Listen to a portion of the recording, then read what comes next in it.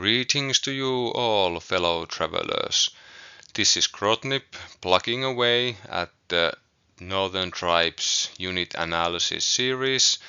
This time I'm going to be inscribing my thoughts on Njord the Merciless onto the pages of the logbook of a simple Lindworm traveler. As per usual, let's dive a bit deeper into the backstory of Njord the Merciless. It would seem from the backstory that Njord is an underling of Alvard Icebear, and thus he has joined the Northern Tribes Alliance and is now accompanying the invasion force south. He is bearing the title of Hersir of the region of Brynjalmar, so he is obviously going to be an important character in the inner politics of the main Varank faction of the story. Back when he was a child or a youngster, Njord lost his entire family to an attack by Varank outlaws. There is a whole part on how being an outlaw in the Varank society works in the source book, and I highly encourage you to read that part out. Njord was spared due to being out hunting when the attack occurred, and he swore vengeance on those who killed his loved ones, and thus Njord set out for a merciless hunt of the culprits, tracking them down and killing them one by one, and then collecting their tattoos as grisly trophies. Ever since this event, Njord has been renowned for not only his martial prowess but also his merciless and unforgiving and downright gruesome reputation. And this reputation is in no way lessened by the fact that Njord is wielding a powerful weapon called the Blood Axe. Yet again, another artifact that isn't described in the source book in more detail. And also, he seems to be a strong advocate for the ritual of Blood Eagle, which is a Varank execution and torture method that seems to draw its inspiration from the vague passages in real-life historical annals about a potential ritual performed by the Vikings of past. So all in all, it would seem that Njord is a powerful, skilled and vicious warrior. Let's see if his game profile actually reflects this backstory. Here's a picture of my unit card of Njord the Merciless. Again, no Corvuspelli provided image available, but this one turned out pretty nice, so I think we'll be doing okay today. As we can see, Njord is quite an expensive character to recruit to your company.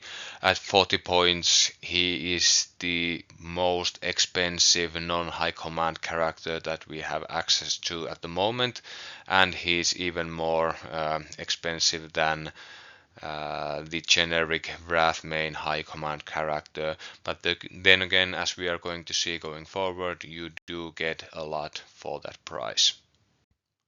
In a great stroke of luck for us Northern Tribes players, Njord the Merciless does actually provide the company that he is accompanying, pun intended, 2 command tokens. And this is quite a rarity among the Northern Tribes characters, non-high command characters especially, so those command tokens are highly valued and eagerly welcome to any force that you are building.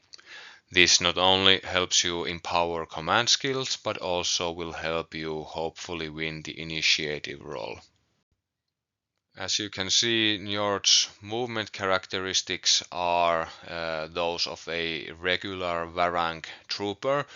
He apparently hasn't fallen victim to a soft life of a Hersir, since his secondary movement value is higher than the unnamed Varank characters. At movement 4-3, Njord is not only quite good at getting into the right position from which to execute a charge, for example, but also he is quite adept at assaulting targets he cannot see when forests, streets, other units, or other line of sight blocking elements are present. The 10 strike charge is what you are expecting of a Northern Tribes unit. It's good enough to be able to outrange most of the opposition that you are supposed to be facing. Our Merciless Varank leader is also pretty tough. At 4 wounds, it'll take more than a glancing hit to put him down, and as we are going to see, there are other means of survival available to our character Hersir also. The willpower of a orange and a yellow dice is something that we have at this point come to expect from a Northern Tribes officer type character, but the moral value of 3 is actually pretty great, and this will mean that Njord has the ability to activate several times over in a round. And as we are going to find out a bit later, he also has a inbuilt mechanism for managing this his stress levels, so that'll make him even more fearsome in a long run. Everybody will fall off their seats to learn that a named character is availability 1. Nothing to see here, let's move on. When it comes to keywords, we have the not so surprising ones like character and Varank, and obviously Njord is capable of joining Varank infantry units, and if a War Alliance character, High Command character is present, this obviously then enlarges the potential units that he can join to include all the Orc infantry units also. As befits a warrior of his reputation, Njord is an elite model, which means that he'll be able to succeed in his roles more often than his weaker counterparts. This actually also makes his willpower score higher than that of the more traditional Orc and Varank officer corps. Berserker Rage gives him the ability to suffer a wound when conducting an attack or defense roll and add a symbol of his choice to the roll. Remember that when using this ability, you get to first roll your attack or defense roll, and then you choose whether you want to activate Berserker Rage or not, and what symbol you want to produce. Also, keep in mind that activating this ability suffering this wound from the ability does not actually count against the combat result when it comes to who's going to win or lose, but somehow I have a feeling that Njord isn't going to be part of a lot of combats where the combat result is going to hinge on a single point anyway, so I'm not sure that's going to be a big thing going forward. The conquest value of 1 gives us some inkling on what type of character we are talking about over here. Njord is able to secure objectives against low conquest opposing units and even fly the Northern Tribes banner over enemy objectives that are held by only conquest 0 units. Obviously, if you combine this with, for example, the Orc Contender's ability to increase the offensive conquest value of attacking Northern Tribes units, you can boost Njord up to conquest value of 2, which is pretty nice for a single character. Let's talk about Njord's special abilities next, since these are going to have an effect on his offensive and defensive output, so we will all be knowing what's what when we get to the dice rolls themselves. First is the tattoo of the Blood Eagle. I would imagine a quite an interesting tattoo or a depiction of the Varank method of torture and execution inscribed onto the body of Njord the Merciless.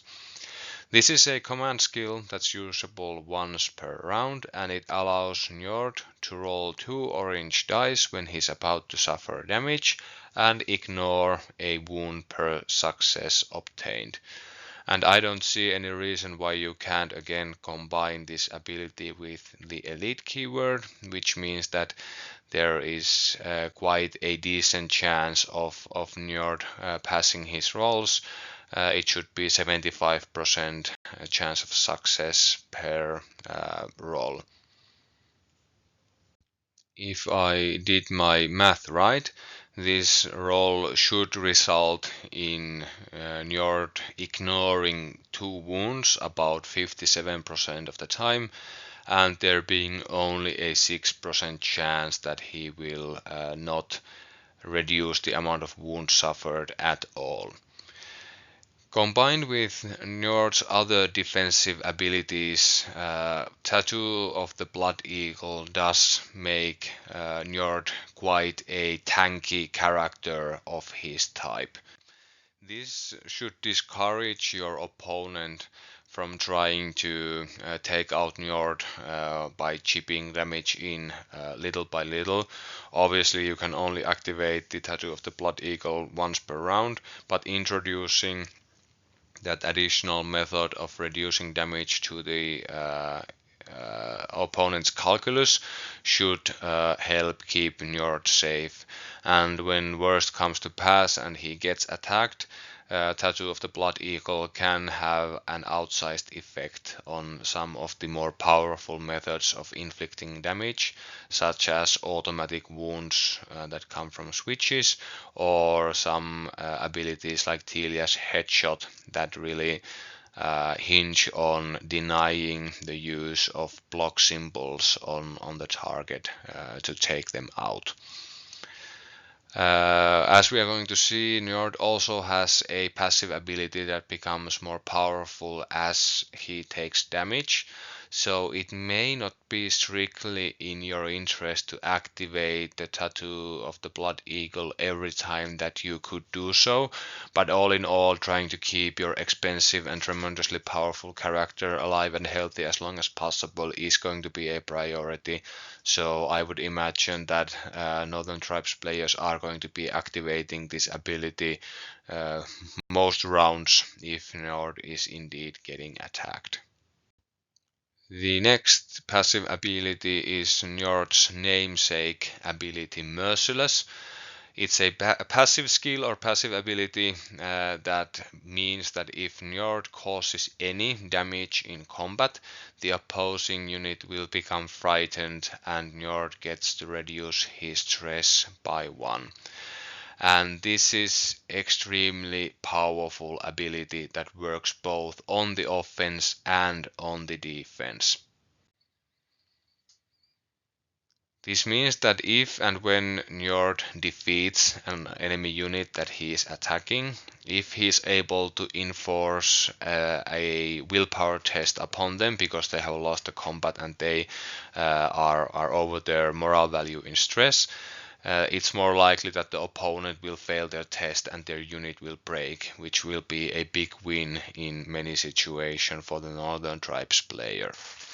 The second and probably way more powerful effect is the fact that Merciless helps Njord manage his stress levels. Combine this with his naturally high moral value, and Njord is one of the few models capable of executing effective chain activation lines in which he just keeps activating and activating and activating over and over again as long as he's alive and there are targets that need an introduction to his blood axe. This also means that if Njord is engaging in a combat in a situation where he already does not have any stress, it usually means that Njord should be stressing, pushing for that additional performance, since he will be then able to shed that stress immediately once the combat result has been determined. Note that Njord does not have to win the combat, he just needs to inflict damage. And as stress that comes from losing combat and stress from activating for more than once per round becomes after the Merciless ability triggers, at least that's the way I read it as of right now.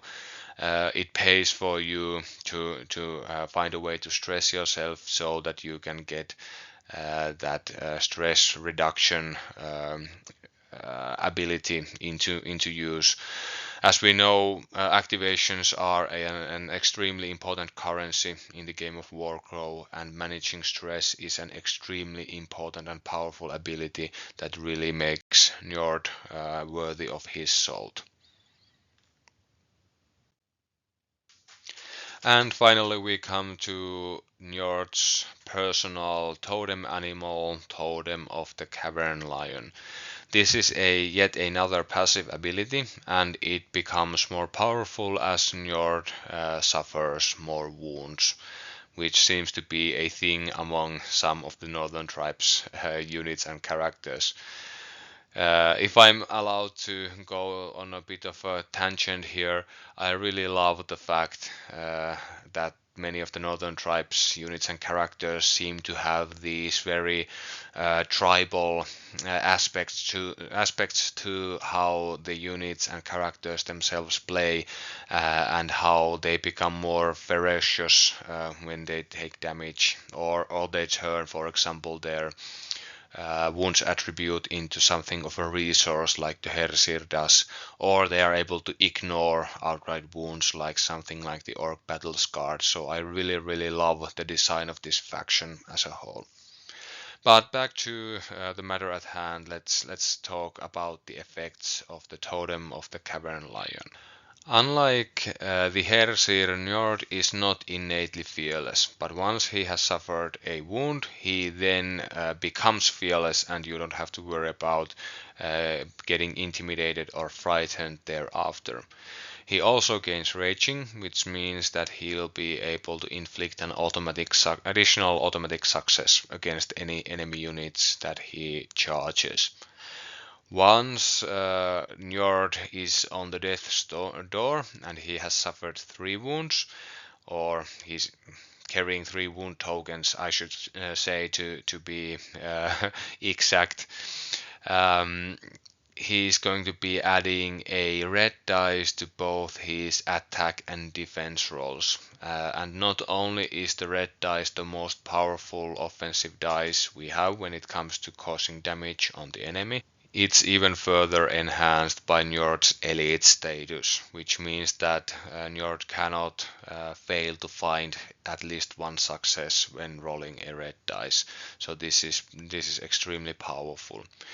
Do remember that you can somewhat control whether Njord is going to dig deeper into the Totem of the Cavern Lion via using the Berserker Rage ability.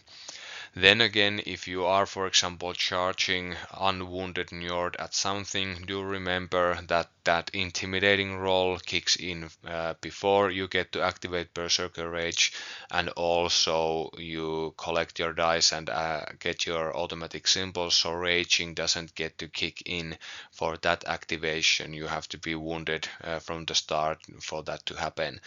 But then again, if you have, for example, suffered 2 wounds and you are engaging something that isn't going to be able to hit you back, it might be on their defense roll, it might be worthwhile to take that additional wound via Berserker Rage and then get to roll that additional red dice when the opponent retaliates against Njord. In the best case scenario, you deal a huge bunch of damage on them, and the Tattoo of the Blood Eagle may even save you in the end. The way I read this is that you should be able to use the tattoo of the Blood Eagle to ignore a wound caused by Berserker Rage, but I don't think that's going to be a high value thing to do, since I don't think you would be allowed to, for example, trigger Berserker Rage at one wound, even though you have the chance of surviving theoretically thanks to the tattoo of the Blood Eagle. But maybe this is going to a bit too far into a gray area of the rules. Let's not delve deeper into that stuff. Now we are finally getting into the meat and potatoes of Njord's profile. Let's take a look at his attack breakdown.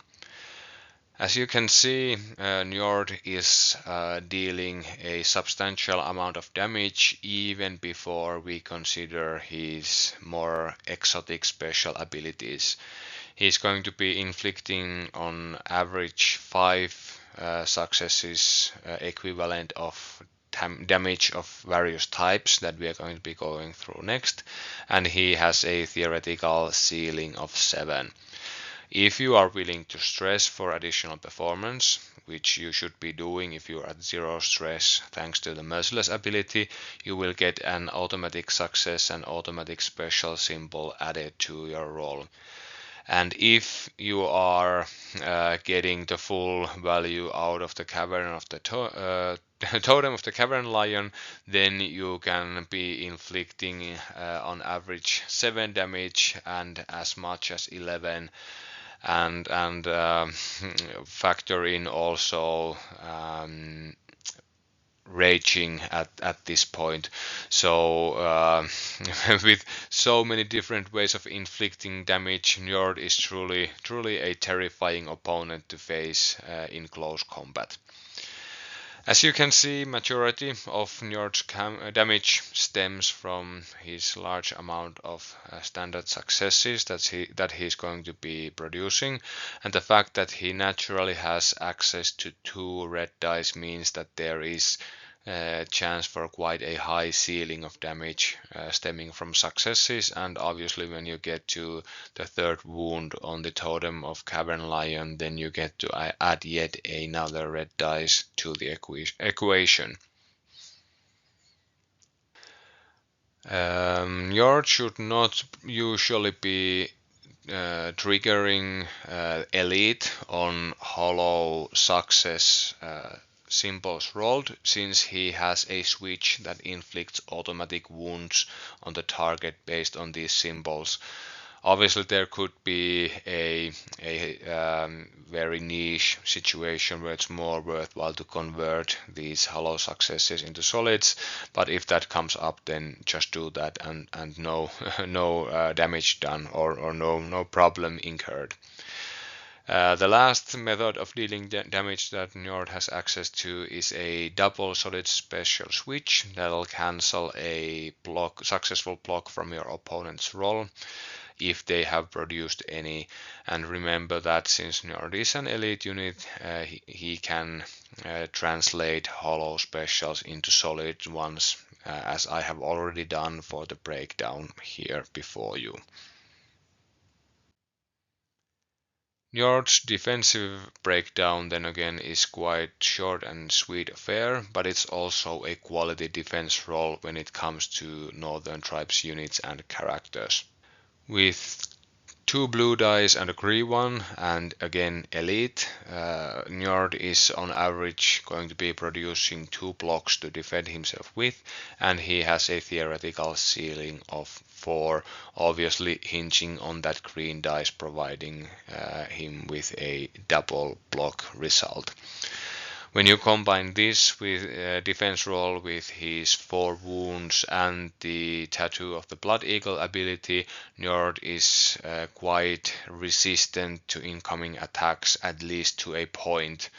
And thus attacking him isn't going to be all that easy, and thanks to the totem of the Cavern Lion, not without its cost on your opponent. If an enemy is shooting, for example, at Njord advancing on his lines and they only manage to deal a single wound, you can thank them for fearless and raging and set to work with your blood axe. Speaking of the blood axe, Njord also has a powerful defensive push modifier that in true Northern Tribes fashion adds plenty of damage. A red and orange dice of worth, and remember also that at 3 wounds suffered you get to add an automatic red dice to each defensive, quote-unquote defensive roll that Njord is making.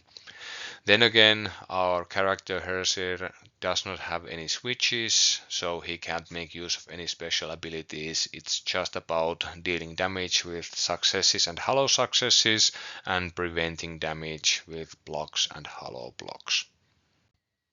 Okay, with Njord's solo profile more or less done, let's take a short look at his attached option also.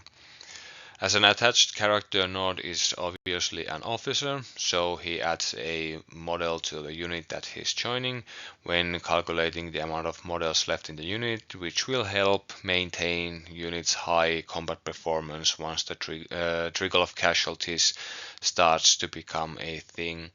He'll also act as the unit's leader, and he will detach into a solo model once the unit gets wiped out around him. Funnily enough, even though solo Njord had a conquest value of 1, the attached version does not actually add any conquest to the unit he's joining, so this also gives us quite a strong indication on how the game developers are seeing the primary role of Njord the Merciless, maybe not so much as a leader as a powerful single combatant. While Njord technically keeps the Merciless ability from before, it's actually quite a watered down version, since the more important part, the part that helps Njord manage his stress, is gone, and Merciless simply inflicts the frightened state upon an enemy that suffers any damage from Njord's unit. So this isn't all that great an ability to have, though obviously every little bit helps. When it comes to Njord's leadership abilities, he imposes his own willpower of an orange and a yellow dice on the unit that he joins, which acts obviously as a effectively plus yellow dice on any orange willpower dice units that he joins, such as for example the Tundra Marauders or in the presence of War Alliance or Hunters. But then again, if you are attaching him to a more elite unit, the unit's high willpower is effectively negated by the presence of Njord. An additional point of morale is pretty much what we expect at this point from a character joining a unit, but other than that, Njord does not offer any psychological benefits to the unit that he's accompanying. No fearless, no rerolls, no special leadership related command abilities, no nothing. When it comes to the increase in the offensive output of a unit led by Njord, he does offer an automatic success to the unit that he's joining and also adds another automatic success to their push modifier. His unique offensive leadership ability is called Hersir from Brynjalmar, and it's effectively a stronger version of the Hersir's to die killing ability. Just like the Hersir's ability, this skill gives the unit led by Njord the Berserker Rage ability, which obviously is most effective when employed with units that either have powerful switch abilities that can be triggered via suffering a wound and then producing the symbol required, or on cheap units with multiple warm bodies lying around so that you can afford to suffer these wounds in exchange for increased performance, such as more successes against your enemies' rolls. Trading damage with more expensive units is one of the things that, for example, the Orc Hunters do rather well. In addition to the Berserker Rage ability, Hersir from Brynjalmar also gives the attached unit the ability to choose which dice to reroll when charging. And this means that if you are attaching Njord, for example, to a, let's say, skin changers, and you get to charge with them against an enemy unit, well, the skin changers are quite famous for their ability to effectively produce double damage hits with not only the red dice but also with the orange dice.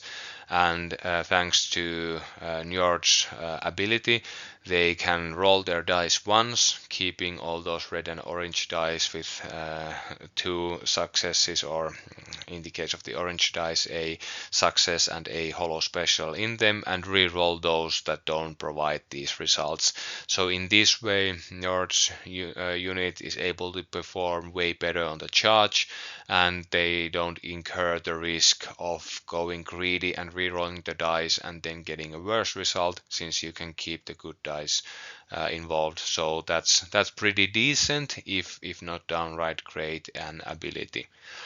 Beyond this, unfortunately, Njord does not provide the unit he joins any switch abilities, which means that probably you want to be attaching Njord to a unit that already has its switches covered, um, or you end up in a situation where a unit isn't going to be able to utilize most of the symbols it's going to be rolling.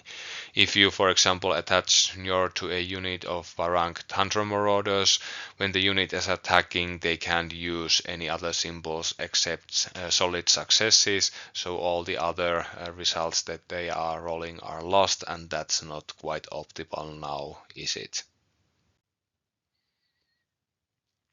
When it comes to Njord's defensive improvements on the unit he's joining, he does add a automatic block symbol, which is something that the Hersir, for example, does not do. So there are situations where if you want to, for example, tough up your skin changers, but you are not willing to include Alvard Ice Bear in your force, this might be a way to do that. Njord also provides the attached unit an addition to their push modifier, which gives them a red dice when pushing for defense.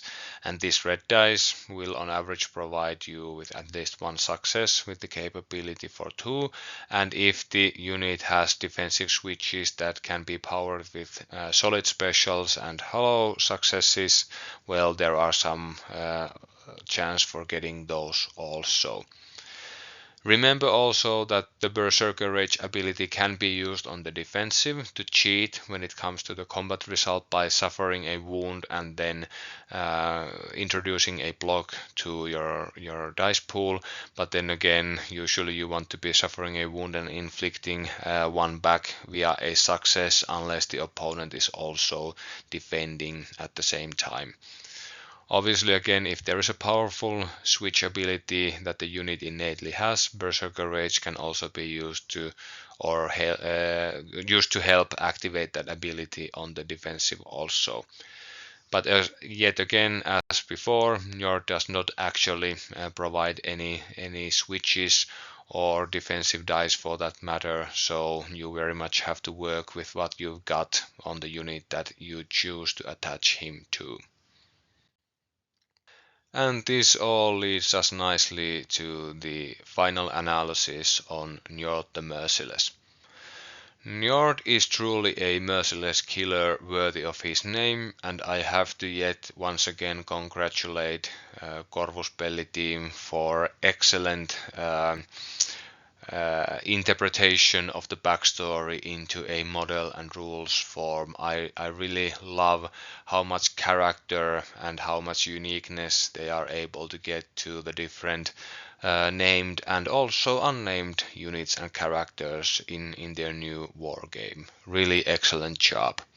Njord's basic job is inflicting massive amounts of damage on selected for destruction enemy units, and he's able to achieve this through a combination of elite, berserker rage, and or the tattoo of the cavern lion.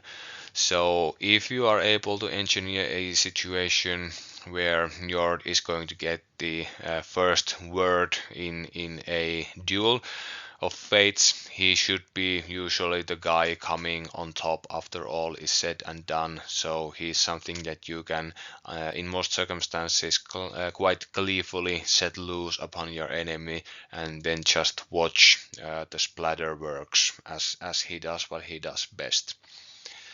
Merciless also provides not only psychological warfare potential against your opponent's units, but it also is one of those rare few abilities that actually makes a continuous chain activation cycle possible, where Njord just keeps activating and activating and activating, reducing his stress and thus managing to stay in the fight while lesser warriors would already have tired themselves out and would have been left waiting for outside stress reduction in order to keep going.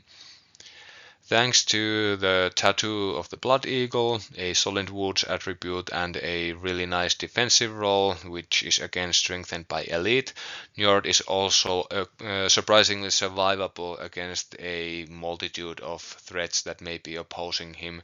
So taking solo Njord out isn't going to be all that easy, and the opponent also probably has to weigh in the fact that a wounded Njord is actually more dangerous than one that's left alone. So there's also that consideration going on in your opponent's head. Yet again, something where the Northern Tribes player doesn't have to actually actively do anything, but the opponent has to carry the risk and has to dedicate the cognitive power in order to decide whether to risk attacking Njord or not. The truth of the matter, however, is that Njord's attached abilities are rather lackluster. I wouldn't go as far as call them truly weak, as there are some cool things that his attached profile does provide, and they do mean that if you choose to escort Njord into battle via another unit, that doesn't have to feel like you are throwing away any potential. You do get some value out of that attachment, but then again, it might be a good idea to look around for opportunities to detach Njord at some stage to go on his merry way and hack some hapless foes apart with his terrible weapon. All in all, I would suggest that Njord is a piece that a Northern Tribes player should be reaching for when they are looking for a devastatingly powerful chain activation capable character unit that's actually only going to occupy a small footprint on the battlefield, which will make maneuvering him and maneuvering around him less intensive. Njord is also extremely plug and play. There is no problem just having 40 points remaining and going, hey, let's get a Njord, let's get the Njord in there, since he doesn't actually require any enablers for him to work at peak efficiency, at least from what we know right now. Maybe there's going to be some healing or other things available in the future that can be used to support him further, but he's excellent as is, and that's a really powerful thing in a war game in and of itself. So I'm really happy to say that Njord is an extremely cool and extremely powerful model, and I am really looking forward to putting him on the battlefield once again. It's time to end this analysis here now, I think, so I'm going to bid you farewell and welcome you back to the logbook of a simple Lindworm traveler whenever we meet next. Goodbye, fellow travelers.